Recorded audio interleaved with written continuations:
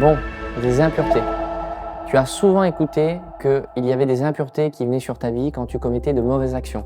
Et qu'à chaque fois qu'on faisait de mauvaises choses, que ce soit de mauvaises paroles ou peu importe ce que ce soit de mauvais, eh bien on avait besoin d'être lavé par Jésus. On avait besoin qu'il nous enlève toutes ces choses-là. Mais je voudrais te dire aussi qu'il y a des impuretés qui sont liées à de bonnes actions. Parce que quand tu fais le bien, il peut y avoir aussi des choses mauvaises qui se posent sur ta vie. Alors qu'est-ce que ça veut dire? Une fois j'étais en train de lire un texte et j'ai réalisé qu'au moment où Jésus lavait les pieds de ses disciples, les pieds des disciples étaient sales, pas parce qu'ils allaient faire des choses qui leur semblaient mauvaises, mais parce qu'ils allaient justement faire le ministère.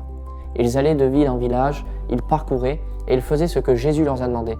Et quand ils sont revenus et que Jésus a lavé leurs pieds, j'ai réalisé que même quand on fait de bonnes choses pour Dieu, il peut y avoir de mauvaises choses qui se posent sur nos vies. Pourquoi? Parce que certainement qu'à des moments où tu as voulu faire de bonnes choses pour Dieu, que ce soit dans ton église ou en dehors, peut-être que l'orgueil est venu sur toi. Peut-être que l'orgueil a voulu te remplir de cette impureté comme des poussières et te recouvrir. Et tu as peut-être besoin aujourd'hui que Jésus te lave une fois de plus. Pas de tes mauvaises actions, mais de bonnes actions.